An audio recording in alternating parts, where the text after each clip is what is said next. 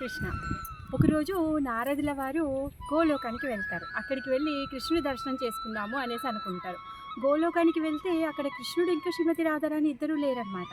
అక్కడ ఉన్నటువంటి గోపిలందరూ ఏమంటారు అంటే, కృష్ణుడు భౌమ బృందావనానికి వెళ్ళారు, అక్కడ తన లీలలు చేయడం కోసం గాను అనేసి అంటారనమాట. అప్పుడు నారదుల వారికి చాలా సంతోషం వేస్తుంది. ఎందుకంటే గోలోకంలో ఎప్పుడు శ్రీకృష్ణుల వారు నవయవన రూపంలోనే దర్శనమిస్తారు. మరి భౌమలోకంలో తను లీలలు చేయడానికి వచ్చినప్పుడు తను అన్ని రకాలైనటువంటి అవస్థలు అంటే బాల్యం, కౌమార, యవ్వన అన్ని రూపాల్లో కూడా శ్రీకృష్ణుడి యొక్క దర్శనము తను చేసుకోవచ్చు.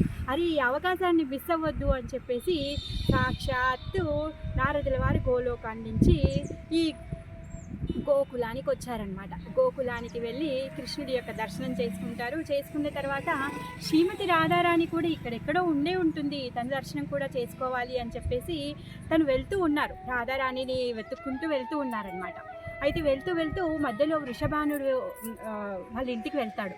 వెళ్ళిన తర్వాత వృషభానుడి దగ్గరికి వెళ్ళి అడుగుతాడనమాట, మీ ఇంట్లో కొత్తగా పుట్టిన వాళ్ళు ఎవరైనా ఉన్నారా, నవజాత శిష్యులు ఎవరైనా ఉన్నారా అనేసి అడుగుతాడనమాట. అప్పుడు వృషభాను ఏం చేస్తాడంటే కొడుకు అయిన శ్రీరామాన్ని ఒక్కడిని తీసుకొని వచ్చి నారదుల వారికి చూపిస్తారనమాట. చూపించగానే శ్రీరాముడు సాక్షాత్ శ్రీమతి రాధారాణి లానే ఉంటారనమాట. దివ్యమంగళ స్వరూపం, చాలా గోల్డెన్ రంగులోనే ఉంటారు. తను ఆయన చూసిన తర్వాత పరవశించిపోతారనమాట. ఆహా, అసలు దివ్యమంగళ స్వరూపం తింది, చాలా అందంగా ఉన్నాడు అని చెప్పేసి శ్రీరామాన్ని తన ఎత్తుకుంటారు. తర్వాత వృషభానుడికి ఇచ్చేస్తాడు. అక్కడి నుంచి సెలవు తీసుకొని తను వెళ్ళిపోతుంటే వృషభానుడు లోపల ఆలోచిస్తూ ఉన్నాడనమాట. ఎందుకంటే వాళ్ళ ఇంట్లో శ్రీమతి రాధారాణి కూడా ఉంది కదా. మరి శ్రీమతి రాధారాణి తను కళ్ళు తెరియడం లేదు, తను ఏమీ మాట్లాడడం లేదు, ఏడవడం లేదు, ఏది సహి సప్పుడు లేదు. సో మరి అప్పుడు వృషభానుడు ఏమంటాడంటే నారదుల వారితో, నారదుల వారికి నమస్కరించి చెప్తారనమాట, నాకు ఇంకొక పుత్రిక ఉంది, తను ఏమీ మాట్లాడదు, చూడదు, గుడ్డిది ఇంకా మూగిది, అందుకే నేను మీకు చెప్పి తీసుకొచ్చి చూపించలేదు అనేసి తను అంటారనమాట. అప్పుడు నారదుల వారు అంటారు, అవునా అనేసి, సరే నేను ఆమె దర్శనం చేసుకుంటాను అనేసి అంటే బెడ్రూమ్లోకి తీసుకెళ్తారనమాట. తీసుకెళ్తే అక్కడ పట్టుపాన్పు మీద పడుకొని ఉన్నటువంటి శ్రీమతి రాధారాణి యొక్క దర్శనం చేసుకుంటాడు. కీర్తిదా అమ్మ కూడా ఉంటుందన్నమాట, రాధమ్మని చూపిస్తుంది అనమాట, తినేమి ఉలకదు పలకదు అంటే. ఇంకా నారదుల వారు ఎప్పుడైతే శ్రీమతి రాధారాణి యొక్క దివ్యమంగళ స్వరూప దర్శనం చేసుకున్నారో తను దండవత ప్రణామాలు చేస్తూ ఉన్నారనమాట. పరవశించిపోతున్నారు, పులకించిపోతున్నారు, కళ్ళల్లో నుంచి నీళ్ళు వస్తూ ఉన్నాయన్నమాట. తనకు తెలుసు తనే సాక్షాత్తు శ్రీమతి రాధారాణి అని చెప్పేసి.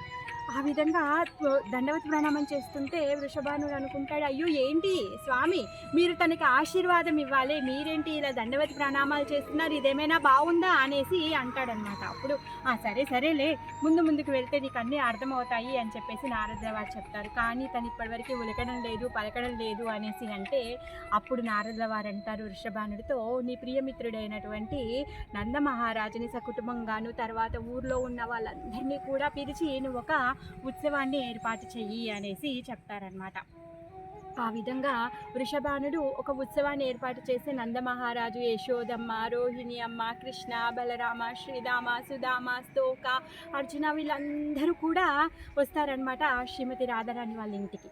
ఎప్పుడైతే కృష్ణుడు శ్రీమతి రాధారాణి ఉన్నటువంటి ఉయ్యాల దగ్గరికి వెళ్ళి శ్రీమతి రాధారాణి యొక్క చెయ్యి పట్టుకుంటాడో అప్పుడు తన కళ్ళు తెరిచి కృష్ణుని చూస్తుందన్నమాట. ఎందుకు అంటే శ్రీమతి రాధారాణి ఎవరిని కూడా చూడాలని అనుకోవట్లేదు, ఎవరి మాటలు కూడా తను వినాలి అని అనుకోవట్లేదు, తను ఎవరితో కూడా మాట్లాడాలి అని అనుకోవట్లేదు. ఎందుకంటే తన స్వామి అయినటువంటి శ్రీకృష్ణుని యొక్క సేవ చేస్తూ తనని దర్శిస్తూ తన సేవలో ఆదాన ప్రదానంలోనే నియుక్తురాలు అవ్వాలి అనుకుంటుంది. అందుకు కానీ తను ఇన్ని రోజులు స్తబ్దంగా ఉంది. ఎప్పుడైతే శ్రీకృష్ణుడు వచ్చారో అప్పుడు పూర్ణ చైతన్యవంతురాలుగా అవుతుంది. హరే కృష్ణ.